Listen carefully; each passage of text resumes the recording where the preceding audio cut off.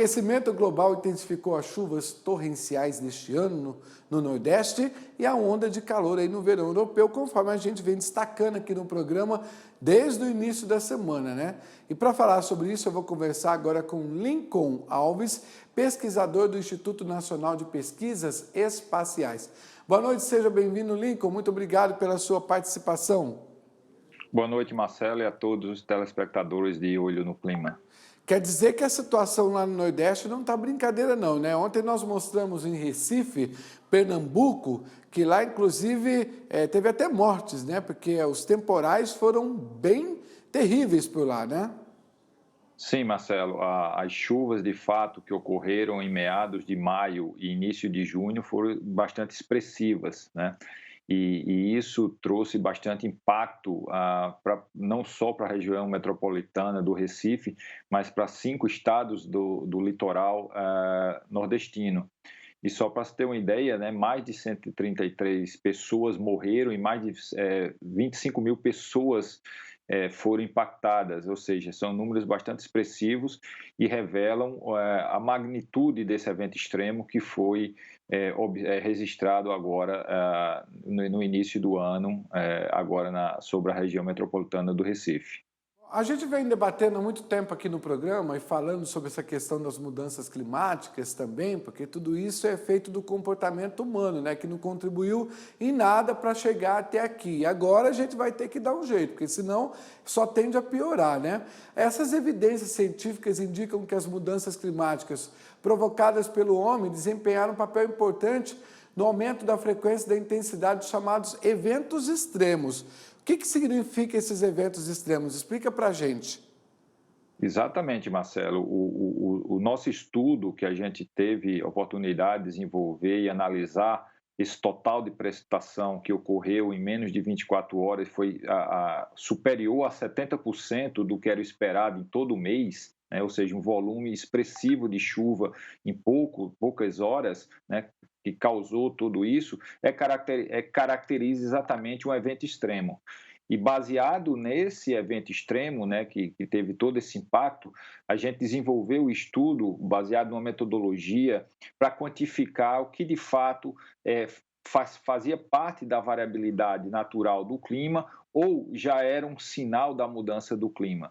E aí, a partir dessas simulações numéricas, considerando essa condição natural ou as emissões antrópicas, né, relacionadas muito às emissões dos gases do efeito estufa, derivados dos combustíveis fósseis, chegou à conclusão que se estimou que em torno de 20% que a intensidade dessa chuva foi causada de fato já é um sinal da mudança do clima e causado pelas emissões antrópicas.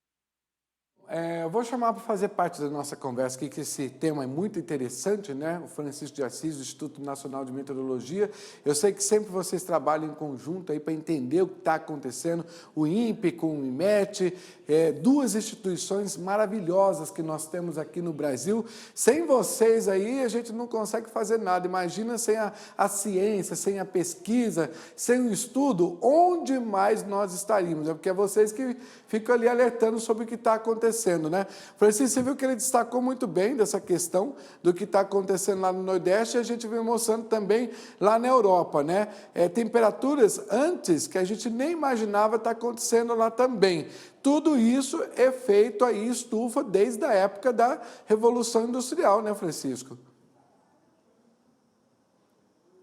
Aí é o especialista aí realmente em clima e mudança climática, viu?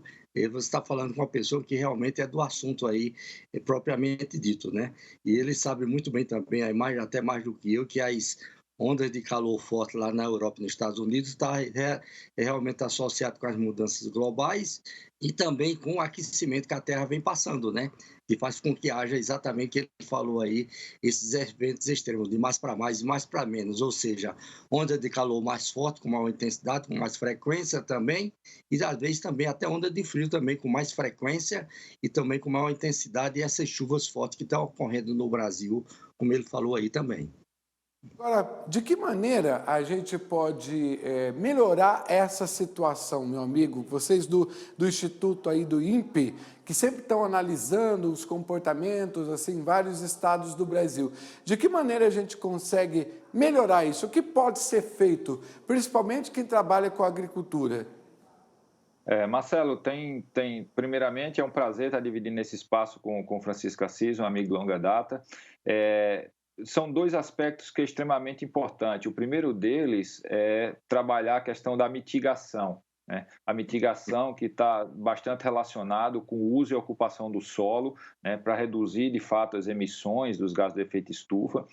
E um outro aspecto bastante importante também é se adaptar a essa nova realidade, né? Os eventos extremos como esse que ocorreu no Nordeste e tantos outros que já ocorreram aqui no Brasil e que teve impactos significativos, como a própria seca de 2015, 2016 na Amazônia, as secas recentes na região Sudeste, né? E a própria grande seca, né, que a gente terminou recentemente sobre a região Nordeste, já são sinais da mudança do clima. Então, é fundamental que o setor agrícola já se planeje, se adapte a essa nova realidade. A gente não está falando quando a gente fala da mudança do clima, a gente não está falando de um futuro, a gente está falando de um presente, de uma realidade que já demanda um planejamento estratégico para se adaptar a essas novas condições impostas com um aumento maior da frequência de eventos extremos, seja ele redução da precipitação, como secas,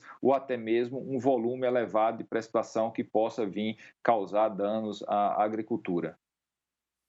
Francisco, o que a gente precisa, então, na realidade, agora é mudança de comportamento, né? Porque estudo, pesquisa, não faltam tanto das duas instituições aí para alertar a humanidade sobre o que está acontecendo, né? Inclusive, nos últimos fóruns mundiais, vocês participaram, sempre estão lá mostrando o caminho que a gente tem que seguir. Francisco, na sua opinião, a gente consegue mudar esse comportamento? Ou seja, a gente, pelo menos aqui no Brasil, a gente está ficando mais atento a essas questões? É uma questão, como ele falou ali, Marcelo, é uma questão global, né? A questão da população como um todo, né? Não só o lado governamental, mas também o lado da população, porque as atividades humanas que contribuem para essa situação também, né? Então tem que haver um consenso geral do lado da população, junto com os governantes, para que haja essa integração aí de se trabalhar uma ação conjunta no combate aí às mudanças globais e à mudança climática, né? Em relação ao que está acontecendo. Bom, Lincoln, acho que a gente precisa agora, então, é prestar muita atenção no clima, mudar o nosso comportamento e investir em tecnificação aí no agronegócio para que a gente consiga, pelo menos, aí trabalhar esses impactos que já estão gerando muito prejuízos, né? Ou seja, é buscar essas alternativas mesmo. Sim, de fato, é essa conscientização, né, e o que chama bastante atenção, o que leva à reflexão é que se essas medidas que a gente busca, né, ela seja tomada de uma maneira tão rápida quanto o aquecimento global, a mudança do clima tem imposto, né, tem imposto bastante desafios, a tecnologia está aí para auxiliar, né, as pessoas que lidam diretamente com essas condições adversas. O conhecimento, como você falou, está posto à mesa, então é um trabalho que tanto a sociedade, quanto os tomadores de decisão, quanto quem de fato está trabalhando diretamente com essas atividades, deve se integrar, né, e provocar de fato uma mudança comportamental. Muito bem, Lincoln, eu quero agradecer muito sua participação e parabéns por esse estudo. É muito importante a gente estar trazendo esse tema aqui no programa para os nossos assinantes, para a gente saber exatamente o que tem que ser feito. E a gente, eu e o Francisco, sempre gostamos de discutir isso aqui. Sempre que tiver uma novidade, por favor, vem aqui colaborar com a gente. Obrigado pela sua participação. Uma boa noite, um bom fim de semana. Boa noite e muito obrigado pela oportunidade. Um abraço a todos. Até a próxima. E vamos aí